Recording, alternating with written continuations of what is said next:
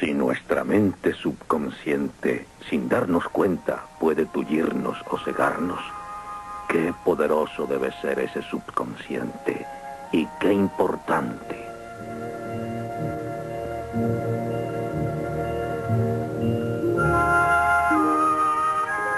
Y Freud empezó su viaje para explorar la mente subconsciente, la mente que el hombre no conocía. Pero al principio el viaje fue muy penoso. En 1896, Freud habló a los médicos de Viena acerca del origen sexual de la histeria. Reinó el silencio.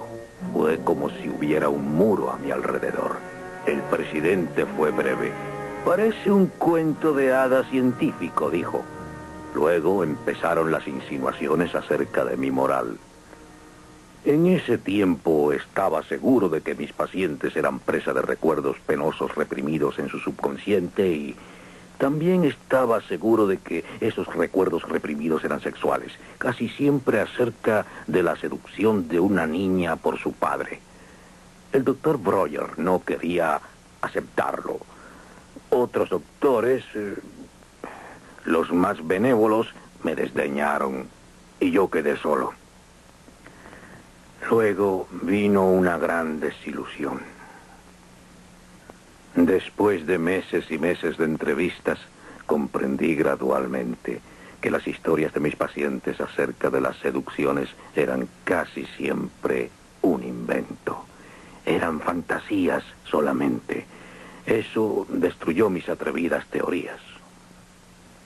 Pero hay cierto patrón en la locura.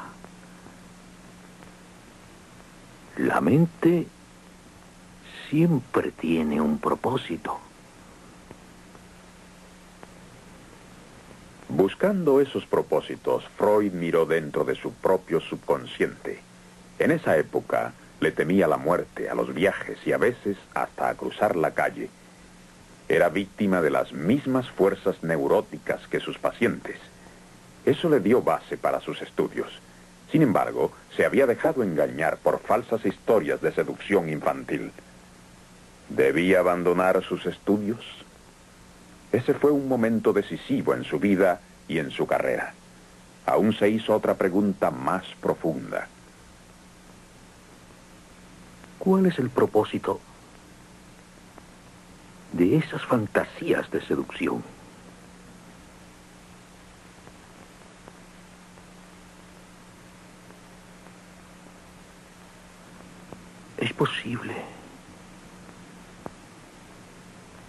Es posible que las mismas fantasías sean importantes. Era posible que las fantasías también significaran algo. Es extraño, pero a pesar de mis dificultades, yo tenía un sentimiento de victoria y no de derrota. Las fantasías son como sueños, y pronto descubrí que yo podía aprender mucho de los sueños de mis pacientes. Resolví explorar los sueños científicamente. Ustedes saben que los sueños siempre han sido parte importante del arte, la religión y la mitología. Pero la gente se indignó cuando demostré que estos eran también parte de la realidad de nuestro propio yo, una parte muy importante, porque los sueños no tratan de trivialidades. No dejamos que nada trivial perturbe nuestro sueño. Mis estudios de los sueños tardaron 5 años, y muchos de los sueños que estudié fueron los míos.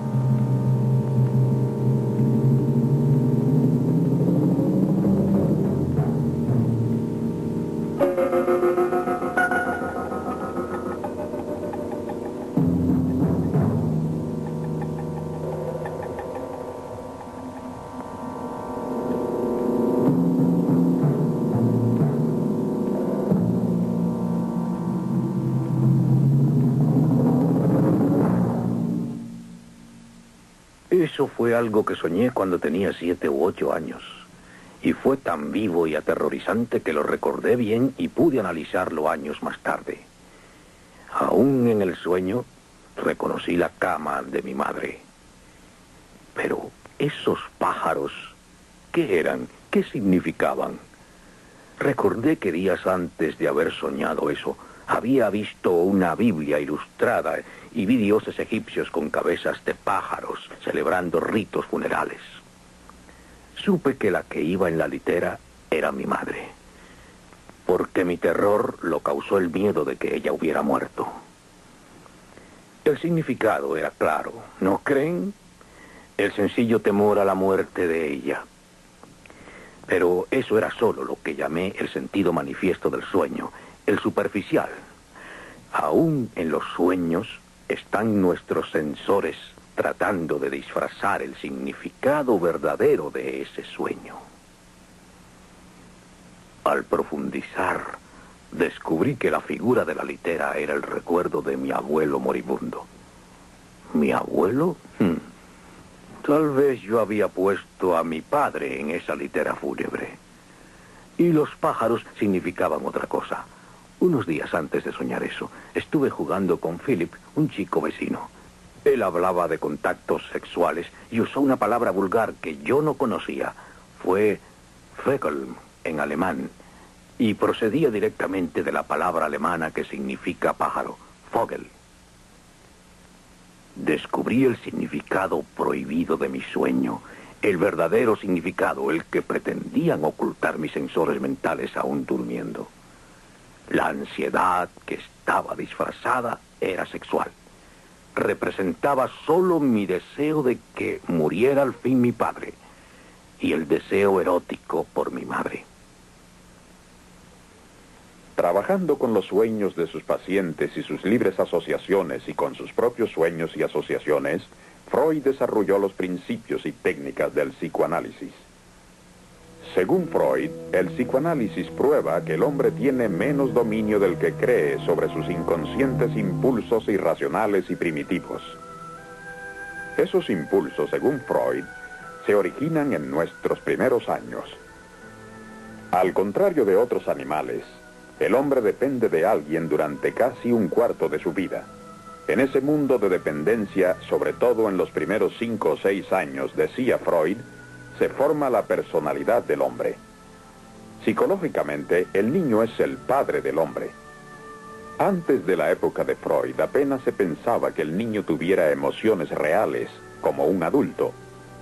La niñez era algo de sencilla inocencia y felicidad. Freud presentó otro cuadro. El mundo infantil está lleno de emociones. A los humanos les duele que nazca otro niño.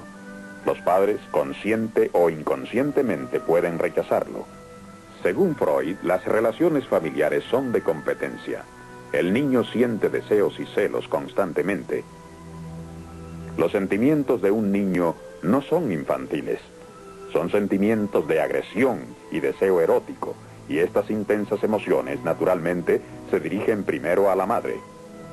Ella es el primer amor del niño, y esa relación se convierte en modelo para todos sus amores posteriores, ya sea la criatura niño o niña. Según Freud, ese amor erótico no es sencillo. En él hay también agresión, porque muy pronto el niño ve que está bajo el dominio absoluto de su madre. Dice Freud que el padre también provoca fuertes emociones contradictorias. Amor, miedo y odio cuando el niño siente que el padre es el rival que se interpone entre él y su madre. Según Freud, estos primeros conflictos emocionales establecen un patrón en lo profundo de nuestro subconsciente. Amamos a nuestra madre, pero le tememos por su poder sobre nosotros, y al padre le amamos y le odiamos por robarnos ese amor. Llamé a esto el complejo de Edipo, recordando al trágico rey griego. Todo hombre desea a su madre y quisiera matar a su padre.